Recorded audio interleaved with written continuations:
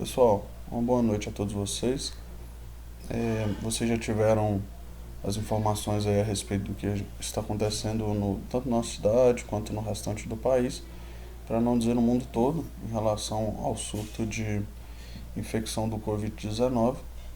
Devido a isso, as aulas presenciais na faculdade elas estão suspensas. Por hora estão suspensas até o dia 23 de março.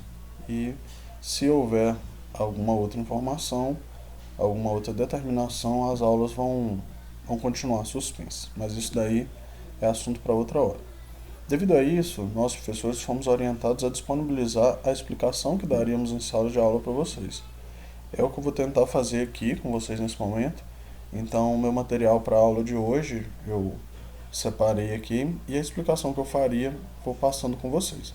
Vou pedir para vocês, à medida que tiverem dúvidas, à medida que não tiver sido muito bem compreendido, vão anotando, que ao final aí eu vou deixar um caminho para a gente ir se comunicando e fazer uma espécie de um fórum, que seria a nossa tirada de dúvidas lá na sala, tá bom? Bem, nas aulas anteriores a gente falou sobre representação de desenhos tanto em projeções ortográficas quanto em perspectivas. Falamos também de cortes e seções. Falamos um pouquinho de fundamentos de desenho. E isso daí eu falei com vocês que seria nosso apanhado em relação ao desenho técnico projetivo, para que a gente entrasse especificamente nos conteúdos de desenho mecânico. Então hoje o que eu separei para nós é a gente falar um pouquinho sobre os elementos de fixação. A ideia dentro da disciplina de desenho técnico mecânico necessariamente é conhecer a representação desses elementos. Como é que a gente desenha cada um deles e como é que a gente identifica esses elementos dentro do desenho. Beleza. Só que aí eu gostaria de convidar vocês a gente ir um pouquinho além. Nós vamos ver um pouquinho aqui agora sobre o que são esses elementos, porque eu imagino que talvez um ou outro aqui não seja comum para todos nós, tá bom? Então, quando a gente falar de elementos de fixação, talvez o primeiro dos componentes que vem à nossa cabeça vão ser os parafusos, que são elementos aí para a união universal de componentes tanto dentro da indústria mecânica quanto dentro de outras áreas, e aí a gente pode levar isso até para a nossa casa. Talvez por isso esse elemento aqui é que seria o mais conhecido nosso. Mas nós vamos ver também ribites, alguns tipos especiais de porcas, arruelas e pinos, tá bom? Então nós vamos falar um pouco sobre esses elementos. Antes da gente falar especificamente sobre eles, é necessário que a gente faça só um apanhado rapidão aqui sobre alguns conceitos que são inerentes ao desenho e também à área de mecânica. E aí, à medida que nós formos falar sobre os elementos, primeiramente agora sobre os elementos de fixação, depois nós veremos sobre outros elementos de máquinas, é bom que a gente saiba do que se trata essas palavras aí. Dentro da indústria mecânica, existem muitos jargões, muitos apelidos para as peças que às vezes quem não é da área fica em dúvida quando chega lá dentro. Mas aí a gente vai conhecendo aqui aos poucos, tá bom? Aqui estão algumas figuras que eu separei.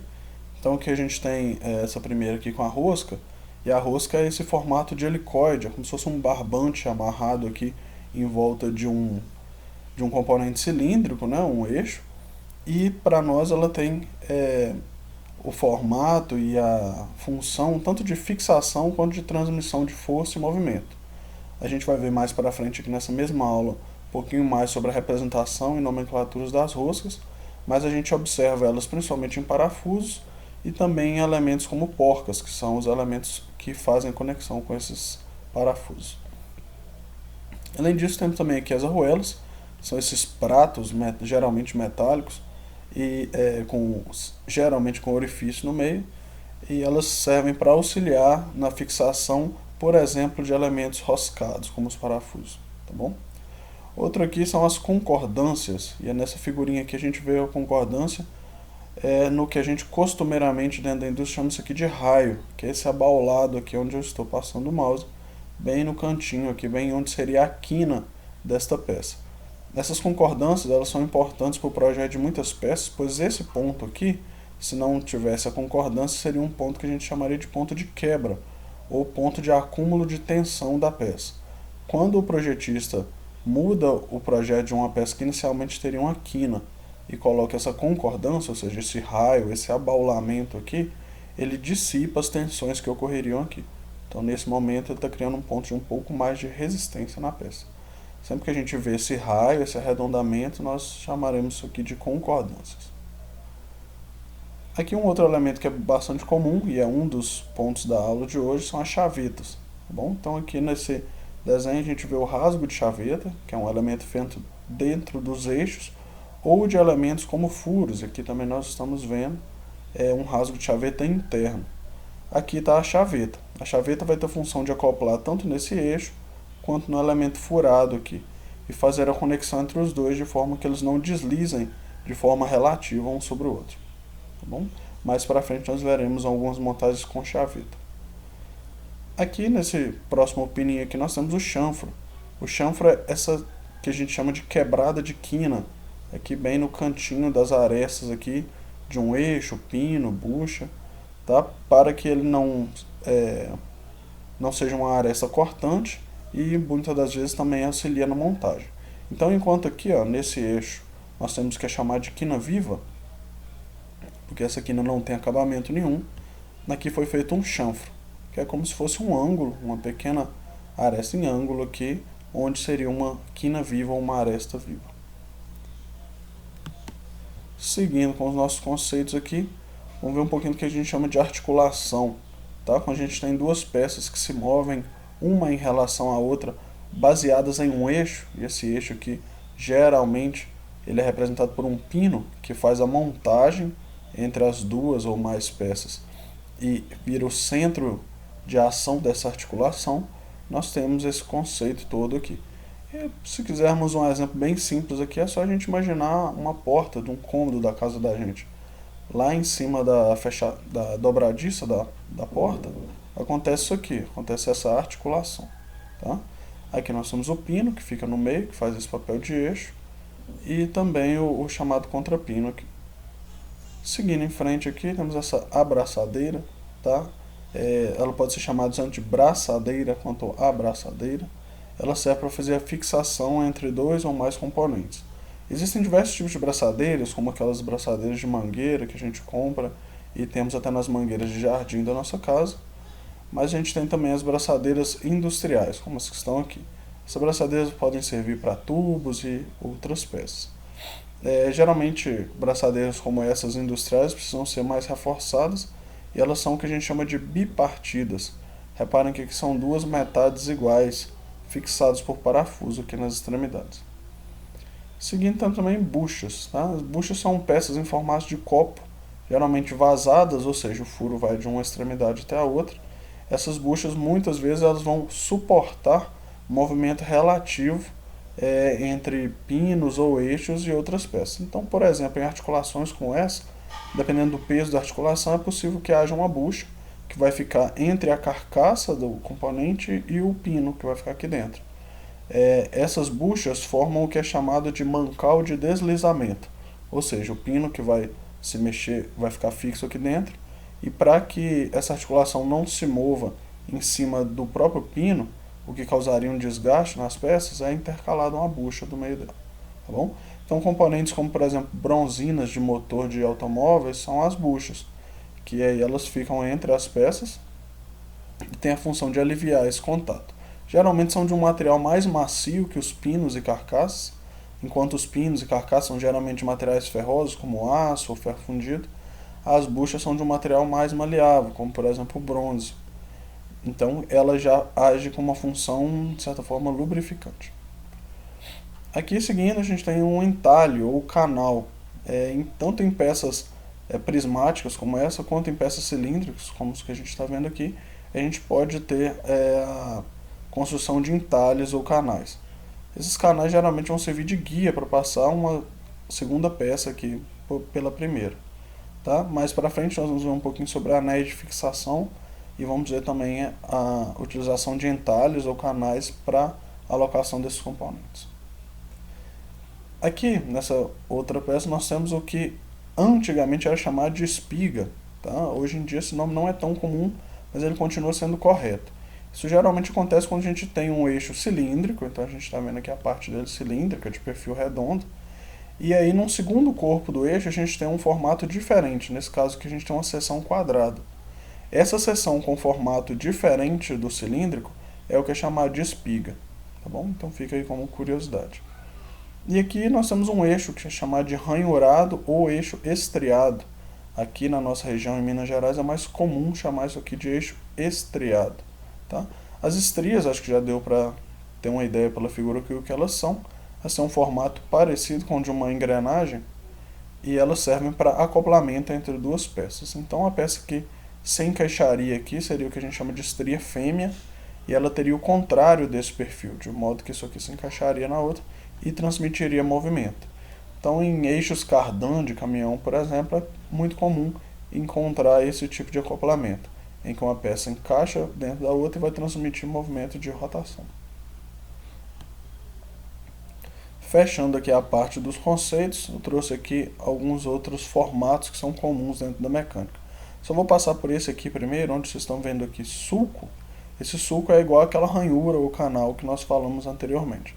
Então tem alguns componentes, como vedantes ou anéis de fixação, que são alocados aqui assim, tá bom? Voltando aqui no começo, furo escariado, esse furo aqui, ó, que no início dele tem esse formato triangular, vamos dizer assim, e ele serve, na maioria dos casos, para colocar rebites ou parafusos cujas cabeças têm esse formato. Então, alguns de vocês, talvez, ao ver essa imagem aqui, já associam com os parafusos, que tem o nome de parafuso de cabeça escariada, que são componentes que a cabeça deles, após parafusado, fica toda escondida aqui dentro, né, de forma que a superfície vai ficar lisinha aqui. Geralmente acontece se aqui, onde estou passando o mouse aqui, tiver que passar um outro componente, uma outra peça, e não puder ter choque aqui com a cabeça do parafuso. Algumas vezes também é usado para acabamento, né, por questões estéticas. Aqui seguindo com o flange aqui, ó. Flange geralmente são componentes redondos ou cilíndricos, tá? Das mais diversas formas que nós encontramos dentro da indústria. Esse nome ele não é único, tem alguns mecânicos, alguns montadores, que às vezes a mesma peça ele pode chamar de flange, de volante, de disco, tá? Mas em geral o flange vai ser diferentemente do eixo, vai ser uma peça que tem mais diâmetro do que comprimento, tá? Então é uma peça maior no diâmetro e menor no comprimento. Geralmente quando ela for maior no comprimento e menor no diâmetro, vai ser um pino ou um eixo. Aqui a gente tem uma figura genérica aqui porque é chamado de mancal, mas o mancal ele pode ter formas muito diferentes, tá? Quando eu falei ali sobre as buchas, eu falei dos mancais de deslizamento. E os mancais em geral são peças que suportam o movimento em cima dela. Então se a gente ver esse formato aqui, provavelmente aqui dentro desse rasgo aqui vai ser montado um eixo ou um pino que deve se movimentar aqui. Então esse mancal é uma peça que suporta o movimento sobre ela, tá? Mais para frente no desenvolver do conteúdo a gente vai ver outros formatos de mancais. Aqui nessa outra figurinha aqui a gente tem um desenho de porcas, mas aqui a ideia é mostrar a funcionalidade de montagem de porca com contra-porca, tá bom? Quando existe essa montagem aqui que a gente precisa travar uma porca e evitar que ela afrouxe com o passar do tempo, isso geralmente acontece em componentes que tem muita vibração na hora do funcionamento, é comum que o mecânico utilize desse recurso. Ele aperta toda a fixação lá com uma porca e vem com uma segunda, que essa segunda, ao ser apertada, cria uma tensão com a primeira aqui que impede, uma fica impedindo que a outra afrouxe, tá bom? Se vocês tiverem reparado, essa de cima que ela é um pouquinho mais estreita, ela tem menos largura que a primeira. Essas porcas assim com menos espessura, perdão, elas são justamente confeccionadas para serem contra-porcas, tá bom? Então a carga fica sobre a primeira aqui, a porca de fato, e a segunda que age como contra-porca, ela tem só a função de criar uma tensão no aperto aqui com a primeira e evitar que ela afrouxe. Sobre o sulco que nós já falamos. E fechando essa parte, vamos ver um pouquinho aqui do rebaixo. Esse aqui é um dos exemplos que podem haver de rebaixos dentro da peça, tem muitos outros. É possível que na aula aqui nós vejamos outros exemplos. Neste caso aqui, uma das funções aqui é esconder talvez uma cabeça de parafuso ou de rebite, que ficaria nesse cantinho aqui. Bom, isso pode ser usado para acabamento, para funções estéticas, ou quando também tem a função de não deixar que a cabeça de um parafuso, uma coisa, atrapalhe o movimento das peças. A última parte aqui é mostrar para vocês o conceito de nervura. teve algumas aulas para trás, quando nós estávamos falando sobre corte de conjunto, a gente viu figuras como essas. As nervuras aqui, também chamadas de mãos francesas, tá?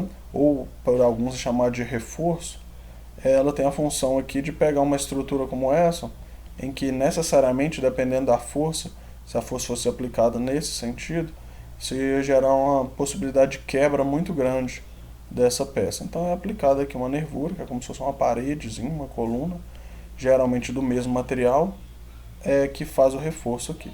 Essa nervura pode ser confeccionada em uma peça única, junto com a peça original, seja ela fundida ou usinada, ou em alguns casos é uma peça que é soldada, que ela é unida à peça original. Aqui a gente tem essa orelhinha aqui, eu acho que já dá para entender qual que é a função dela. Tá? E muitas vezes, como tampas de motores elétricos, elas têm essas orelhas aqui para que a gente possa vir com os parafusos e fazer a fixação deles. Tá? Aqui só uma figura que eu acho que não é segredo, para todo mundo já deve ter visto alguma figura como essa, que é o chamado sextavado interno. O sextavado interno é o famoso parafuso Allen. Tá? Então mais para frente, nessa mesma aula, nós vamos ver um pouquinho mais a respeito dele. Aqui nós temos uma coisa que é o contrário do rebaixo, né? Que seria uma saliência aqui. Esse tipo de situação é feita muitas vezes quando a gente tem uma peça fundida, então ela teria um acabamento mais grosseiro, mas ela precisa de alguma superfície aqui, seja para isolamento ou acoplamento com parafuso. Então ela é deixada aqui uma parte com mais material, mais alta, e depois por meio de usinagem é feito um acabamento nessa superfície aqui. Aí fica essa saliência, essa parte um pouco mais alta. Esse acabamento que vocês estão vendo aqui é chamado recartilho ou recartilhado. Ele é feito em torno universal, tá? É uma ferramenta própria para fazer isso. E caso vocês não tenham visto aí pela própria figura a semelhança, tem muitos objetos que a gente tem até no dia a dia que eles têm esse tipo de superfície, muitas vezes para a gente segurá-los com a mão e não escorregar da mão da gente na hora que a gente vai fazer o aperto. Então serve muitas vezes para manusear mesmo, tá? Então ajuda aqui na hora de manusear e auxilia quanto a fazer aperto, fixação e às vezes até para desapertar também. Aqui na última das figuras aqui é uma espécie de uma roda, na verdade isso aqui é uma polia sem canais, né, para correias lisas, e em todos os componentes aqui que tiver esse formato estilo uma roda aqui, nós temos alguns nomes que sempre são dados para as suas regiões, vamos dizer assim. Então aqui no meio que a gente tem o cubo, né? Alguém que já mexeu aí com roda automotiva, roda de moto, sabe que lá no miolo, lá onde é colocado o eixo central, a gente chama de cubo. Algumas vezes vai rolamento aqui dentro, tá? Tem os furos de alívio que estão aqui, esses furos são simplesmente para retirar peso, tá bom? E aqui entre essa pista externa e o cubo, tem uma parede, que é justamente onde estão os furos de alívio, que a gente chama de alma, tá bom? Então, que vai dar sustentação aí para a roda ou polia. Em alguns casos tem engrenagens também construídas com esse formato, tá bom? A gente vai entrar aqui agora exatamente em exemplificar esses elementos de fixação, tá bom? Tem uma definição aqui que está no slide que eu estou disponibilizando para vocês, eu peço que também façam a leitura aí. Tá? Mas se a gente for falar um pouquinho sobre fixação, a gente está falando de uma necessidade real que a gente tem, tanto na indústria quanto às vezes até nas nossas situações cotidianas. Dentro da indústria mecânica existe uma particularidade que é a seguinte, aqui até no próprio slide eu dou um exemplo de uma caixa de papel em que para a gente fazer a união das partes a gente poderia usar grampos, cola, durex, todos esses elementos aí serviriam para fixação. Mas se a gente pensar num motor, numa caixa de engrenagens ou em outro componente mecânico, a gente obviamente sabe que isso não atenderia, tá bom? Então a gente precisaria de componentes mais robustos, componentes mais fortes para fazer esse papel. No caso da mecânica a gente tem elementos próprios, esses aí como parafusos, rebites, porcas, que são os responsáveis por fazer esse tipo de fixação. Necessariamente, dentro dos elementos de fixação mecânicos, a gente vai ter que separá-los em dois tipos, que são os que fazem união móvel e os que fazem união permanente. Tá? A definição não é muito difícil não. A união móvel é feita por aqueles componentes como parafusos, anéis elásticos, chavetas, que ao retirar o componente nós não precisamos necessariamente destruí-los. Ou seja, se eu tiver uma união parafusada, eu posso desparafusá-la normalmente e o parafuso vai continuar intacto, tá? Pelo menos na maioria dos casos. Na união permanente, como acontece, por exemplo, na solda, a única forma de eu desfazer essa união, e é importante lembrar que mesmo a união permanente ela pode ser desfeita, mas a única forma de eu desfazer essa união é necessariamente destruindo o elemento de fixação. Então isso vale principalmente para a união com solda e no nosso caso da aula de hoje aqui, união com ribite. Após um ribite ser alocado, a única forma de eu desfazer essa união é se eu estourar o ribite, né? Se eu cortá-lo ou quebrar, tá bom?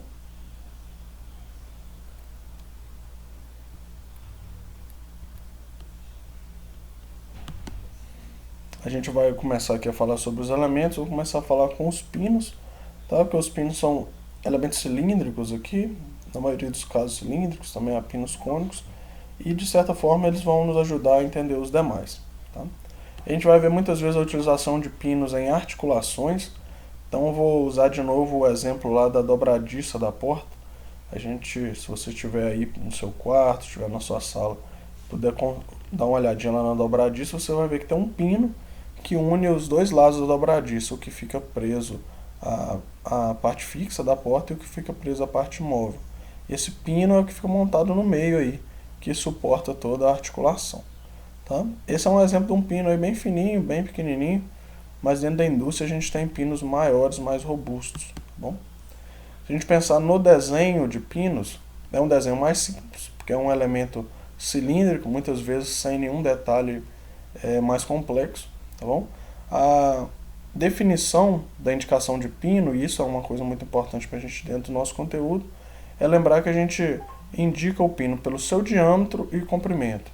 Então se eu vou lá na loja lá, ou então mando fabricar um pino de 30 por 100, então significa que tem 30 milímetros de diâmetro e 100 milímetros de comprimento. Ok? Em alguns casos, aí eu mostro a legendazinha aqui embaixo, a gente vai ter dois comprimentos. O comprimento que é o comprimento total, que vocês estão vendo aqui em todas as figuras representadas por L.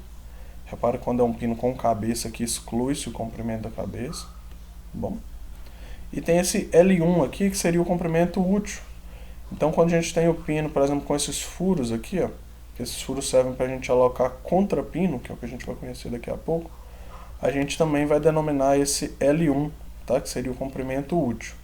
Eu faço apenas uma ressalva aqui, que é importante para nós, que é o seguinte, eu acho que é possível ver que esse L1 ele vai do centro de um furinho aqui até o centro do outro. Tá vendo? Isso acontece aqui também. E acontece vindo aqui até a superfície da cabeça até o centro do furo. Tá? Se vocês repararem aqui o L1, né, que vai do centro de um furo até o centro do outro, a gente ainda precisa fazer uma consideração de que o que eu consigo montar por dentro desse comprimento, eu tenho que descontar aqui o raio desse furo e o raio desse furo aqui. Ó. Então repare que dentro da superfície externa aqui dessa arruela até a da outra, né, ele é montado por dentro aqui do furo, porque afinal de contas por dentro que vai passar um contrapino, tá, que vai entrar aqui para fixar a arruela e não deixar que ela escape. Tá? Se não tiver ficado muito claro, eu peço que vocês anotem essas dúvidas aí que a gente vai discutindo a respeito.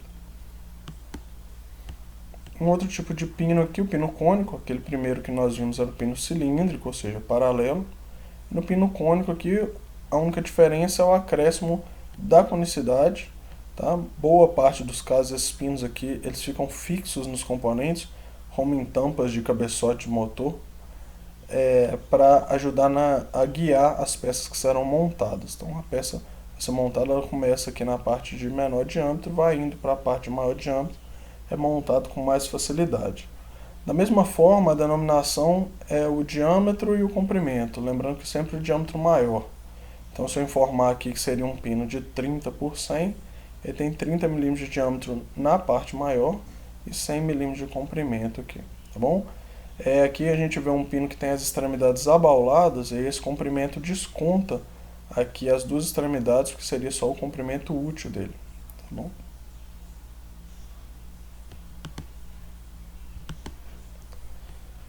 Aqui uma variação, tá? A gente vai ver algumas variações de pinos. Aqui tem os pinos elásticos, que em alguns casos eles também são chamados de cavilhas, e os contrapinos, que algumas pessoas chamam também de cupilhas, tá bom? Então aqui fica o pino elástico normal utilizado na engenharia mecânica. Esse pino, ele na verdade, ele é uma chapa dobrada. Acho que o desenho e a imagem dele aqui dá para mostrar isso, tá vendo? E tem os contrapinos, que eles têm um formato um pouco diferente aqui. Ele é um arame dobrado. Aqui dá pra gente ver na imagem. Acredito que alguns de vocês já devam ter visto isso aqui no dia a dia. Esse pino é o que travaria aquelas arruelas lá no pino cilíndrico que eu mostrei. Ele tem esse formato pelo seguinte: a gente monta ele dentro do furo, depois pega as perninhas dele aqui e elas são dobradas. Tem umas figuras lá na frente que vão exemplificar para vocês. Dobrou essas peças aqui, dobrou essas pernas, perdão, ele não sai mais, tá bom? E essa figurinha que eu trouxe aqui, vocês já devem ter visto aqui na montagem de móveis na casa de vocês aí. Isso daqui tem algumas pessoas que chamam de cavilha, tem algumas pessoas que chamam de cupilha. Ele não faz parte dos componentes mecânicos de fixação, eu trouxe aqui como curiosidade, tá bom? Também serve de guia. Aqui na figura a gente tem um exemplo de montagem com o contrapino, tá vendo? Então tem um pino aqui, ele é amparado por uma arruela, tem cabeça e tem uma arruela, e para que essa arruela não escapa aqui durante o funcionamento é colocado um contrapino, tá bom? Então esse pino tem um furinho aqui. Outras aplicações para pinos são em articulações, que a gente tem uma forquilha e uma ponta rotativa aqui de uma rótula. Tem um anel elástico que a gente vai conhecer daqui a pouco. Isso aqui é uma manilha feita para içamento de carga. Esse pino aqui tem uma diferença assim, que ele é um pino roscado, então tem uma porca aqui. E aqui tem um outro contrapino, tá bom? E aqui são pinos cônicos que são utilizados como guia, né? Porque isso aqui é um cabeçote de motor, né? Eu falei com vocês, se aqui for você montar da tampa dele, essa tampa vai ter furos. E para auxiliar o montador aqui, para que ele não erre na montagem, não fique folga nem nada, tem esses pinos guia aqui. Aqui a gente vai ver as chavetas, né? São o segundo elemento de fixação. Eu vou utilizar outra figura aqui, dá para explicar a vocês melhor. Então a gente tem aqui o que geralmente acontece nas chavetas, é que é feito um rasgo no eixo e um rasgo na peça que é furada. Essa peça que é furada pode ser a carcaça de uma máquina, pode ser uma polia, uma engrenagem, uma bucha, tá bom? Então todas as duas são cortadas, né, por meio de usinagem, e entre as duas é interposto um terceiro elemento, que é essa chaveta. Repare que a partir do momento que essa chaveta foi colocada aqui, o eixo ele nunca vai deslizar em relação a esse furo. Então essas duas peças elas vão girar juntas aqui. Por isso que peças com muita aplicação de força, como engrenagens ou polias, muitas vezes necessitam aqui do uso de chavetas, tá bom? Aqui a gente vai ter alguns exemplos das chavetas. E aqui embaixo eu coloquei a forma de identificar essas chavetas. Então quando a gente fala as suas medidas, eu coloquei base, altura e comprimento. A gente sempre vai especificar uma chaveta, principalmente para o momento da compra. Deve ser especificado primeiro a largura ou base, tá? A altura aqui e o comprimento. Vamos seguir para frente aqui. Tem outros desenhos aqui com chaveta. Aí eu vou pedir para vocês consultarem o material, dar uma olhada nisso aqui com cuidado, que aqui vai mostrar montagens diferentes. Tanto as chavetas planas, tá? Chavetas do jeito mais simples, e chaveta com cabeça, que ela tem um aparador aqui para que ela, na hora da montagem ela pare aqui no lugar certo. E nesse desenho maior aqui, ele serve inclusive para a gente relembrar um pouquinho dos conceitos de corte. Repare que aqui a gente tem um corte de conjunto. Os dois eixos que aparecem aqui, esse aqui é o primeiro e o segundo aqui, como eles são peças cilíndricas aqui compridas, eles não aparecem achurados, tá? É como se o corte não tivesse passado por eles. E olha que é uma coisa interessante, ó. As chavetas, quando elas estão nesse sentido, e o eixo também, elas aparecem achuradas. Nessa vista aqui, como a chaveta também está de comprido, ela não está achurada. A gente vê achuras aqui porque tanto no eixo quanto na chaveta foram feitos cortes parciais. Eu sei que são cortes parciais por causa dessa linha aqui, ó, a linha sinuosa que nós estudamos em sala de aula. Essa linha aqui delimita o corte parcial. Só foi feito aqui pelo desenhista para mostrar como é a fixação naquele ponto. Tá? Aqui a gente vê um outro corte parcial também.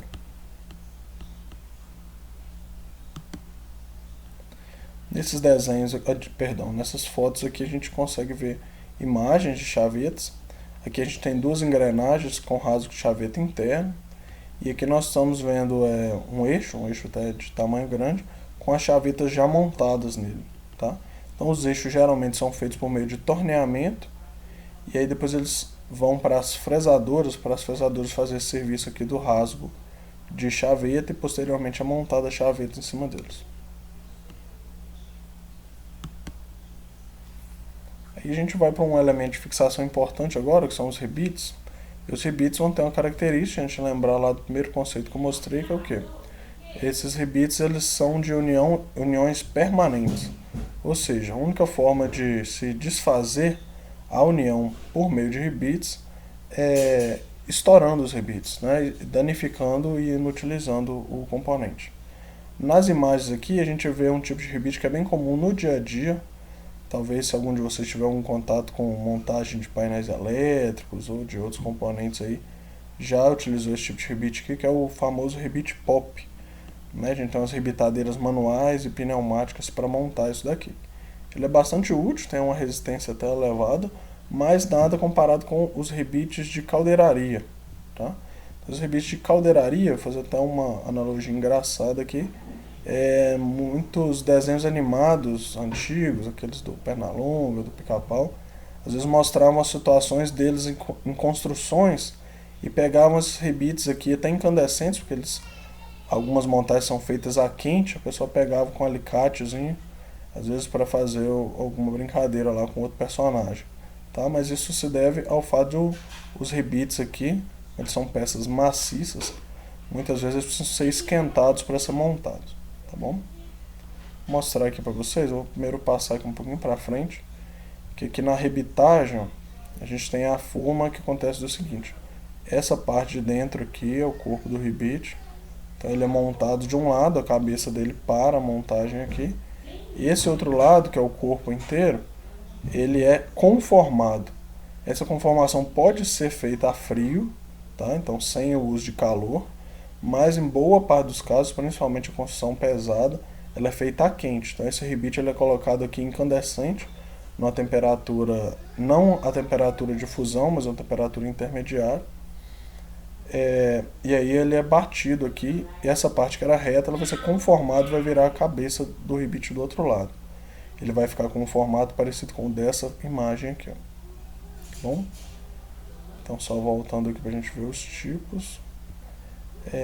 Voltar aqui naquela ideia dos rebites pop, tá? O rebite pop aqui, ele tem essa capa que pode ser de aço ou de alumínio, e o corpo dele aqui, que geralmente é de aço, aí a rebitadeira pressiona essa cabeça aqui do corpo contra a capa, faz com que ela fique prensada na superfície. Então ela consegue unir aí chapas finas, tá? Isso é muito usado na construção civil e às vezes na indústria também. Já os rebites de caldeiraria, eles são mais robustos, tem um formato parecido com um parafuso, com a exceção aqui de que eles não têm a rosca, né? Tem o corpo liso. Isso dá aos rebites mais resistência do que os parafusos. Então a possibilidade de cisalhamento do parafuso é maior que a do rebite. Porém o rebite ele é uma união permanente, né? Se for um caso de que precisa desfazer a união de tempos em tempos, o parafuso é melhor. Aqui, para a gente denominar o rebite, parecido com o que acontece nos pinos, a gente denomina pelo diâmetro, e esse diâmetro não é o diâmetro da cabeça, é sempre o diâmetro do corpo aqui. Tá? Esse que é o diâmetro importante, porque é ele que vai determinar, por exemplo, qual que vai ser o diâmetro do furo lá na estrutura. Nessas desenhos, nós estamos vendo a união de duas chapas, né, em todos eles, duas chapas unidas por rebite de caldeiraria. Nas imagens de cima, nós vemos eles antes de ser conformado, e aí tem vários formatos de cabeça aqui do rebite, inclusive os com cabeça escariada para ficar escondido aqui nos furos. E na parte de baixo, a extremidade oposta do rebite aqui já foi conformada, ok? Então aí aqui a união já está feita. Aqui tem outros exemplos de formatos até bastante específicos de rebite aí. Para não delongar demais, eu vou chamar a atenção para esse aqui, ó, tá? Que é o rebite com carga explosiva. Ele tem um elemento aqui de pólvora. Qual que é a função disso daqui? Geralmente esse rebite ele é utilizado quando a extremidade dele vai ficar dentro de uma área fechada. Então não teria a possibilidade de utilizar a conformação aqui, né? Não teria o conformador aqui para arredondar essa superfície do rebite.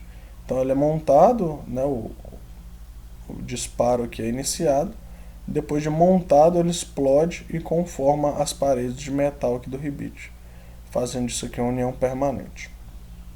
Aí depois eu convido vocês a dar uma olhada nas demais figuras aqui que tem formatos também específicos de rebite ali.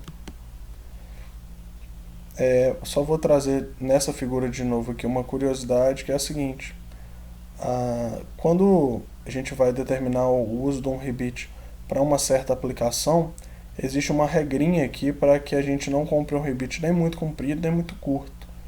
Então nesse exemplo a gente tem aqui, ó, 3 chapas de espessuras que sejam elas iguais ou diferentes e uma relação da espessura total das chapas que eu vou unir. Nesse caso são 3, mas podem ser 2, 3, 4, independente aí da aplicação. E aqui tem uma forma de definir esse comprimento ideal, tá? De acordo com o diâmetro do rebite e o somatório das espessuras aqui. Então ele tem que ter uma relação aqui com o somatório, tá bom? De 1,12 e uma relação com o diâmetro de 1,4, ou seja, 40% maior, para dar o meu comprimento ideal. Lembrando que o rebite, na maioria dos casos, ele é um componente comercial. Então eu vou ter lá no comércio para comprar em medidas já definidas. Eu vou ter ele lá de 50, 60, 80, 100 milímetros e vou identificar qual deles é o mais próximo da medida que eu preciso lá na minha aplicação real, tá bom? Aqui é só uma vista aqui das juntas feitas com rebite. Nessa primeira, o que está chamado aqui de junta simples, tá? É porque tem uma junta aqui sobreposta, tá bom? Tem 2 chapas embaixo, uma acima que faz essa junta, mas ela é simples aqui porque só tem um rebite para cada chapa. Por analogia, na segunda a gente tem uma junta dupla e aqui uma junta tripla, tá?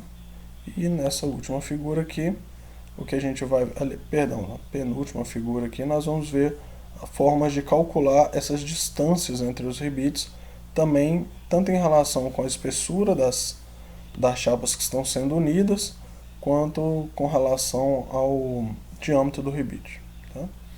E aqui é importante mostrar tipos diferentes de juntas, tá? Que é o chamado aqui da cobrejunta, ou seja, quando é adicionada aqui uma chapa a mais para se sobrepor às duas que estão sendo unidas. Aqui tem mais algumas informações, vou convidar vocês a darem uma olhada. Essas informações têm cunho comercial, que elas mostram aqui como que é a proporção do diâmetro da cabeça com o diâmetro do corpo, do comprimento e tudo mais. E aqui, tá, nós vamos ver um tipo de desenho aqui que ele é bastante útil para simplificar as representações de montagem por rebite. Isso a gente vai ver aqui no desenho de rebite e também vamos ver ali na frente nos desenhos de parafuso, tá? Não tem como eu ir passando desenho por desenho, mas vocês vão ver que tem algumas simbologias para que na hora que tiver identificado uma montagem como essa daqui, ó, tá? Que a gente tem uma montagem com rebite, apenas pelos símbolos o montador vai poder identificar qual que é o tamanho dos rebites aqui. Aí talvez você pense assim, nossa, mas eu vou ter que decorar isso? Necessariamente você não tem que decorar, tá bom? É muito comum que alguém que mexa com isso todos os dias aqui até decore, mas ele não é obrigado a decorar. Como muitas coisas dentro da engenharia, isso aqui a gente tem acesso direto à consulta por tabelas, tá bom? Então, de acordo com os principais diâmetros existentes no mercado, a gente vai ter símbolos específicos. Repare que os diâmetros do rebite estão aqui, ó, 8, 10, 12, 14, 16. Esses diâmetros principais, eles sempre têm relação com uma medida em polegadas.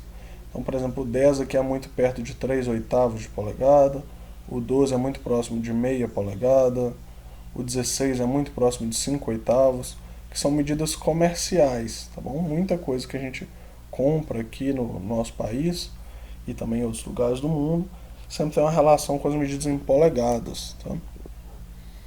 É, além dos símbolos aqui que estão nessa primeira fileira e mostram os diâmetros diferentes dos ribites, lembrando que isso aqui sempre é o diâmetro do corpo, a gente tem outras informações, que aqui ó, nessa segunda fileira a gente tem o diâmetro ideal do furo para montar o ribite, que sempre tem que ter uma folga, ou seja, para montar o ribite de 12 milímetros, o furo deve ser feito com 13. Né? Aqui, nessas fileiras que estão aqui nessa parte, a gente tem a identificação de como que vai ser a montagem da cabeça do ribite. Então se fala aqui que a cabeça superior é embutida, é aquele caso dela ficar escondida por dentro da chapa, com a montagem lá escariada. Aqui se for a cabeça inferior e aqui se for as duas. Tá? E essas ideias aqui de rebitar na montagem, de furar na montagem, tem os símbolos aqui, uma bandeirinha ou duas, e eu vou usar outra figura aqui para explicar para vocês o que significa. Repara que aqui ó, a gente tem os ribites, isso aqui são duas vigas I, aqui dá pra gente ver o corte aqui, tá bom? O corte AB. Então nessa primeira aqui, que está à nossa esquerda, o ribite já vai ser rebitado, né, vamos dizer assim, lá na fabricação. E na hora de que ele fosse montado, unido as duas chapas uma na outra, então isso vai lá para o campo, vai lá para a obra sem estar montado, e só lá na hora da montagem é que esses ribites dessa segunda parte aqui, nessa viga que está à direita, é que vão ser montados, tá bom? Isso acontece muitas vezes para evitar erros na montagem e também facilitar o transporte.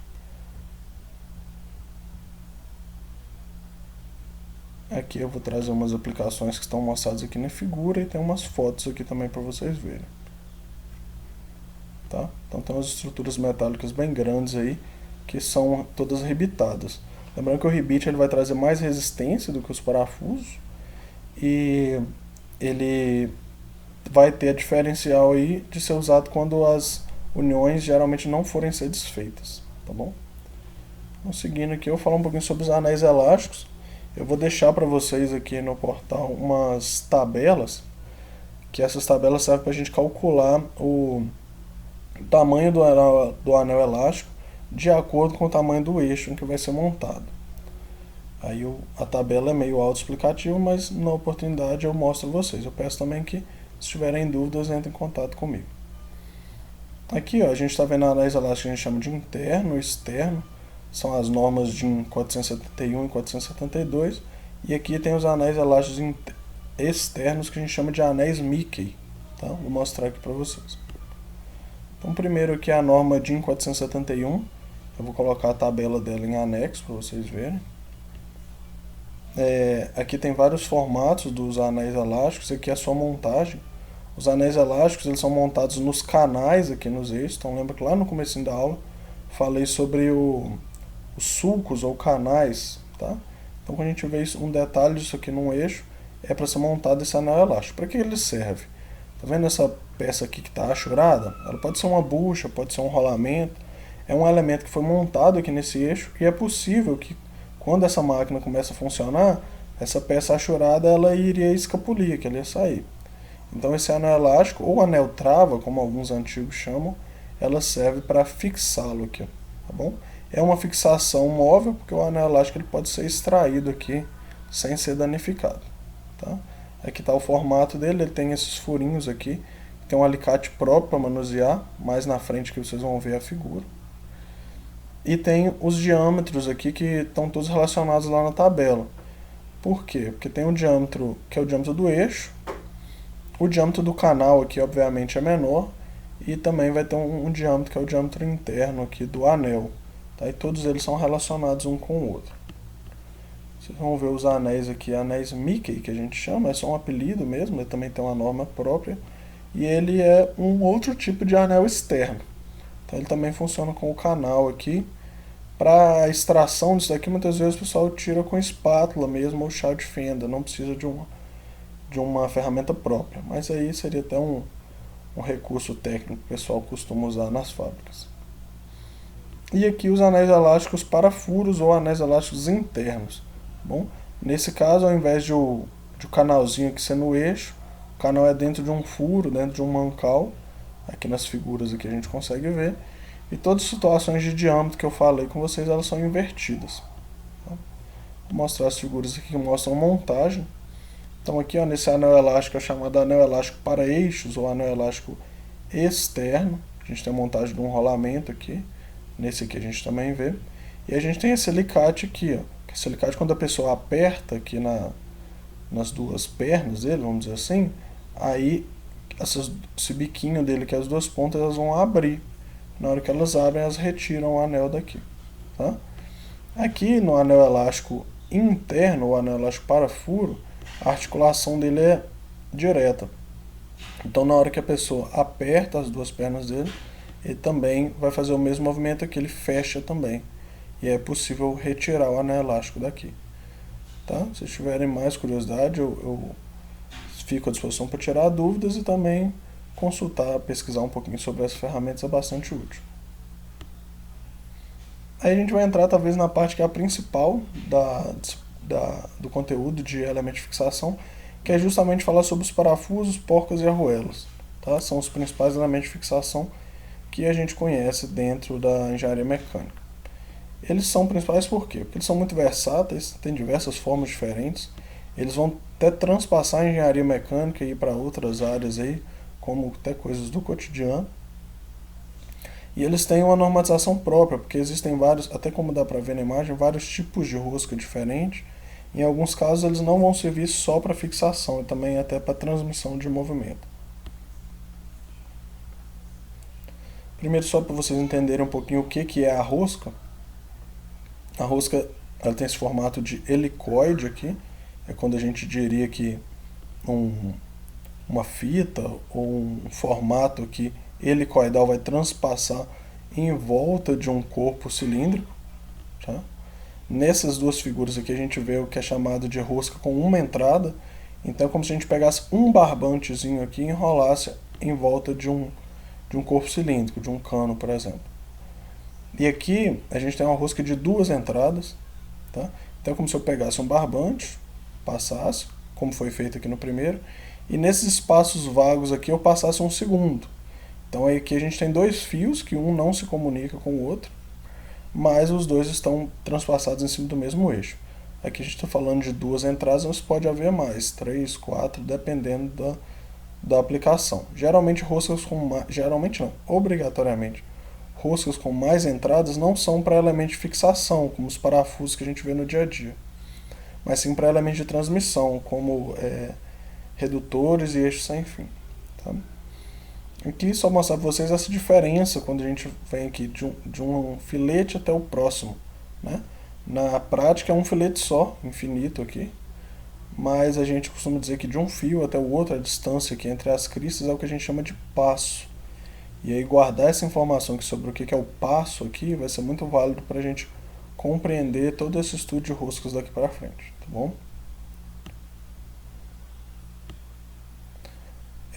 Justamente ainda pegando o gancho aqui da explicação sobre passo, aqui eu deixei um desenho de um parafuso, ou seja, uma rosca externa, e uma seção aqui de uma seção não, um corte aqui de uma porca.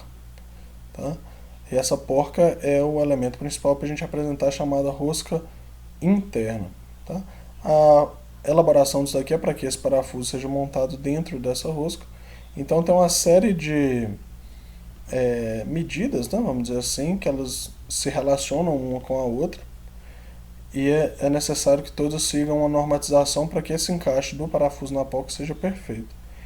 Ele tem uma determinada folga para que ele aconteça. A folga não pode ser exagerada, senão a fixação fica comprometida, mas também não pode ser nula a folga, senão não haveria como ter força para enroscá-lo aqui dentro. Tá bom? As medidas principais são o passo, que estão aqui, e esse D minúsculo aqui, que é o que a gente chama de diâmetro externo, ele é sempre o diâmetro externo do parafuso. tá? Então, se a gente falar que tem um parafuso de 10 milímetros ou uma rosca de 10 milímetros, essa medida de 10 milímetros é o diâmetro externo do parafuso, tá? Lembrando que esse diâmetro externo do parafuso ele vai ser montado aqui dentro, ó, dentro do diâmetro externo da porca. E aí, justamente por isso, o diâmetro externo da porca ele é ligeiramente maior do que o do parafuso. É por isso que ele é representado aqui com D maiúsculo, isso aqui com D minúsculo, tá bom? O D minúsculo 1 e D maiúsculo 1 são os diâmetros internos, respectivamente, do parafuso, que é aqui no fundo do filete, e da porca, que seria aqui na altura do furo feito na porca. A gente tem uma série de formas de confecção das roscas. Talvez a principal delas é a confecção por meio de torno universal, torno mecânico. Eu convido vocês a pesquisar um pouquinho sobre fabricação de rosca, confecção de rosca. Tem uns vídeos também sobre rosca laminada, tá? Laminação de rosca, que é outra forma de confeccioná-las e cria rosca com bastante resistência. E aqui eu vou deixar no slide aqui só uma das possibilidades, que é a abertura de rosca com macho manual. Tá? O macho é uma ferramenta parecida com um parafuso, tá? Só que o material dele é um material de ferramenta de corte, ou seja, o mesmo material utilizado em brocas e ferramentas de usinagem. Então, para a confecção desse de rosca assim com macho, é feito um furo na peça, igual vocês veem aqui no primeiro passo. Depois é passado o macho, ele é passado forçado aqui, girando, né? Pode ser feito manualmente por meio de máquina CNC. Então repare que o furo aqui ele é do tamanho do diâmetro interno da rosca. Passa o macho, né? Abre a rosca, então esse perfil aqui do furo por dentro passa a ser roscado e depois pode ser colocado o elemento de fixação. Nesse exemplo aqui é um parafuso sextavado. Passando em frente, a gente vai falar um pouco sobre alguns tipos de rosca. A rosca para elemento de fixação, né, principalmente parafusos, a gente mais vai ver essa aqui, ó, com perfil triangular. Tá? Nós vamos ver ela nas roscas métricas e rosca Whitworth. Roscas Whitworth é o que comumente o pessoal chama de roscas em polegada. Tá? São os principais tipos de rosca para a gente estudar, roscas métricas e roscas em polegada. Aqui falar um pouquinho sobre as roscas trapezoidal, dente de serra, de filete arredondado e filete quadrado. Na maioria dos casos a gente não vai encontrar isso aqui em elemento de fixação, e sim em elemento de transmissão, como o eixo sem fim. Tá? Então nas nossas próximas aulas eu vou tentar mostrar isso para vocês e também convido a pesquisar um pouquinho mais. O que a gente está falando aqui é sobre o perfil que os dentes têm lá no parafuso, lá no eixo. Tá bom? Lembrando que o que a gente mais vai achar aqui, ó, os perfis triangulares. Tá? Veja que na rosca métrica as cristas dos dentes só tem um raio pequenininho, tá? Um acabamentozinho, e o ângulo aqui é de 60 graus. Na rosca Whitworth, ou rosca em polegada, o ângulo é de 55 graus e o arredondamento é um pouquinho maior. Para parafusos pequenos, isso é quase imperceptível. Tá? Para parafusos maiores, já faz mais diferença. Quando a gente fala de rosca, a gente tem que conhecer algumas das medidas. Eu já falei para vocês sobre diâmetro e passo, né? E aqui são as formas de encontrá-los. Então, a principal medida aí que é característica das roscas, o passo, ele pode ser encontrado por meio dessa ferramentinha aqui, que é o pente de rosca ou canivete de rosca. Ele tem vários gabaritos aqui, cada um com uma medida. A gente consegue encaixá-los no parafuso aqui e descobrir qual que é o passo correto. Vou ver se quando nós nos encontrarmos novamente em sala de aula eu mostro para vocês. E também é possível, adotando que eu pego um determinado valor de comprimento e conto quantos fios que existem dentro desse comprimento. Eu vou saber quantos fios que existem por unidade de comprimento mesmo, né? Esse tipo de medida é mais utilizada para roscas em polegada, tá bom? Então quando a gente vê assim, se você já tiver visto essa indicação, ó, parafuso de meia polegada, 10 fios por polegada. Significa que ele tem meia polegada de diâmetro. E se eu pegar o comprimento dele, cada hora que eu separar um comprimento de 1 polegada, eu vou conseguir contar 10 fios desse comprimento. Tá bom? Aí se eu precisar saber o tamanho certinho de cada um, eu dividiria 1 polegada por 10. Tá? Quando a gente trata de rosca métrica, a gente vai ter geralmente a indicação do passo aqui do tamanho que ele é mesmo, é em milímetros. Ou seja, meio milímetro, 1 milímetro, 2 milímetros é a medida do passo, de um fio até o outro. Na indicação de roscas em polegada, eu vou indicar aqui quantos fios que existem no comprimento de 1 polegada. Aí aqui eu trago alguns exemplos de nomenclatura, eu vou falar só os principais aqui, tá bom? Quando a gente vê aqui a rosca Whitworth, ou rosca em polegada, né? Normal e fina, a gente, quando for Whitworth, só a indicação que vai estar aqui na cota. Lembra quando era uma peça cilíndrica, a gente colocava o símbolo de diâmetro aqui. Quando for uma rosca em polegada não precisa colocar nada, mas aqui no Brasil o que é mais comum é colocar um W na frente. Então tivesse assim W2 e as aspas aqui seria um parafuso Whitworth de 2 polegadas.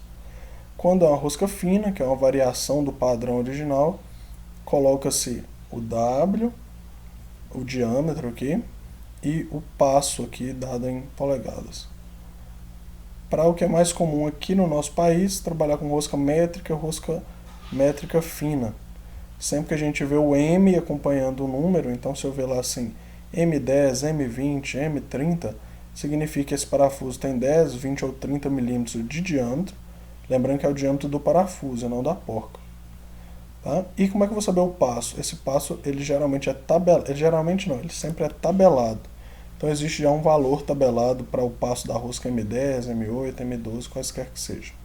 Quando for uma rosca métrica fina, a gente indica o valor do passo, que pode ser que ela esteja fora do padrão. Aí tem outros exemplos aqui, como roscas trapezoidais, redondas.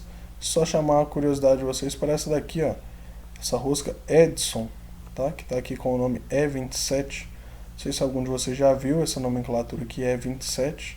Porque essa rosca Edison, ela é a rosca das lâmpadas. Que a gente tem aí as lâmpadas tipo incandescente, fluorescente, até as lâmpadas de LED mesmo, para elas encaixarem no bocal né, no bulbo onde elas ficam. Tem aquela rosca que ela é redonda, mas ela tem um perfil bem baixinho. Aquilo é para não ficar agarrada lá, porque ela esquenta muito. Então é comum essas lâmpadas da casa da gente, ela tem um padrão E27. É o tamanho daquele bulbo lá onde a gente enrosca a lâmpada, tá bom? Aqui tem as representações de rosca. E a gente vai identificar aqui na representação geral de rosca, o que a gente tem? Ó? Repara que o parafuso, essa talvez seja a parte mais importante da aula. A representação de rosca ela é simplificada, para a gente não ter que ficar desenhando toda vez o perfil da rosca aqui na superfície. Ela sempre é representada por duas linhas paralelas, sendo que a da rosca interna, do diâmetro interno é mais fina. Quando esse perfil está de frente para a gente, aí é feito o perfil de fora, normal, e o perfil interno aqui é só 3/4 da volta. Tá? Então vou pedir para vocês abrirem o material que está em PDF postado aí e dar uma olhada nisso daqui. Isso aqui é muito importante para vocês conhecerem a representação de parafuso. O que eu falei aqui para rosca externa vale também para rosca interna, aqui só inverte. Aqui a gente coloquei só umas formas de fazer o traçado de roscas. Isso aqui vale muito para o desenho manual, tá bom? Então deixa aqui como aprendizado para nós. E aí é muito importante a gente ver o seguinte, ó. Tá vendo que no mesmo desenho aqui, o desenhista colocou essa rosca, que ela está aqui inclinada num sentido, e aí quando ele foi desenhar a interna aqui, ele inclinou ela para o outro sentido. Na verdade, é porque quando a gente está vendo essa porca aqui, ó, ela está cortada, né? Tá churros, então nós estamos vendo as costas dela, o lado de lá. Se você pensar que esse parafuso foi encaixar aqui nessa porca, eles estão no mesmo sentido, porque todos os fios aqui, ó, que vocês estão vendo inclinados da direita para a esquerda, lá nas costas lá estão da esquerda para a direita. Então é o eixo que encaixaria aqui, tá bom? Aqui só um conjunto aqui, e outra coisa que nós vamos identificar aqui são algumas proporções em relação ao comprimento e o diâmetro do parafuso, que é o diâmetro que o identifica mesmo, e o tamanho da cabeça. Então, se a gente vê lá no comércio, lá, sempre cabeça sextavada ou Allen com o mesmo tamanho para determinado parafuso, é porque isso tudo é padronizado. Tá? Aí aqui eu deixei alguns exemplos de parafusos que são comerciais, tem os parafusos de fenda e tudo mais. Talvez o mais importante para nós, desses todos que estão aqui, esse aqui, o parafuso Allen ou sextavado interno. Tá? E algumas derivações, como por exemplo, parafuso Allen sem cabeça. O pessoal geralmente chama de mosca ou prisioneiro. Tá? E nesse último slide de parafuso aqui, a gente está vendo parafusos que não são usados só para engenharia mecânica, mas também para carpintaria e construção civil. São principalmente os parafusos de rosca soberba. Então aqueles parafusos que a gente usa para fixar as coisas na parede, repare que o formato de rosca dele é diferente. Tá vendo? Aqui tem o exemplo detalhado e aqui a representação simplificada. Para fechar essa parte aqui, eu vou mostrar alguns exemplos de porcas, tá bom? A representação da rosca, tudo que eu falei aqui sobre a rosca é a mesma coisa, tá? O que muda aqui é a parte externa, que a gente vai ter tipos de porcas para cada aplicação. Então, tem a porca sextavada, que é o mais comum. A gente pode ter também porcas de perfil mais alto. Dessas porcas aqui, ó, tá? São aquelas para acabamento, como às vezes é utilizado em vaso sanitário. Algumas porcas aqui com perfil diferente, como as porcas castelo. Tá vendo? Aqui a gente tem alguns pinos roscados e a gente vai ter também as porcas e parafusos borboleta, que são para utilização manual. Tá? Então, às vezes, para algumas aplicações a gente precisa enroscar e desenroscar com a mão, a gente vê esse tipo de aplicação aqui. Para fechar, eu vou mostrar para vocês as arruelas. Geralmente, em fixações que a gente tem em parafuso e porca, é comum que a gente coloque também a arruela para ajudar na fixação. Mais comum são as arruelas lisas, mas a gente tem variações também. Dentre essas variações, uma muito importante é da arruela elástica ou arruela de trava. Repara que ela é cortadinha aqui, e na montagem dela geralmente vem uma arruela lisa e uma arruela elástica. Na hora que a pessoa trava a porca ou parafuso, ela cria uma tensão aqui que fica travada. Faz uma função parecida com a de porca e contra-porca. Tá? Aí fica aí alguns exemplos. E a última coisa é mostrar aquele mesmo desenho, vamos dizer assim, que eu tinha passado para vocês, da representação com rebites, ele também vale para parafusos. A única diferença é que lá nos rebites, aqui a gente tinha só uma cruz aqui assim, ó, em todos eles, tá? Só 4. E nos parafusos a gente tem uma cruz e um X aqui, ó. Então tem as 8 pontas aqui. É o que diferencia aí a representação com parafuso e com rebite. No mais, a questão de parafusar na montagem, furar na montagem, é bem parecida. Eu vou pedir que vocês consultem a tabela para acompanhar aí, tá? Fica um exemplo aqui de montagem, é bem similar ao exemplo com rebites, ok? E eu vou fechar essa parte aqui agora dos elementos de fixação. Vou ver se eu deixo algumas atividades para vocês aqui, tá ok? Eu agradeço vocês terem tirado um tempo, eu achei que isso ia ser bem mais rápido, mas demorou pra caramba. Mas tenham paciência aí, escuta esse vídeo todo aí, tá bom? Obrigado a todos vocês pela compreensão e eu peço que não deixem os estudos de lado aí. Tá bom, pessoal? Bom descanso para todos aí e até mais.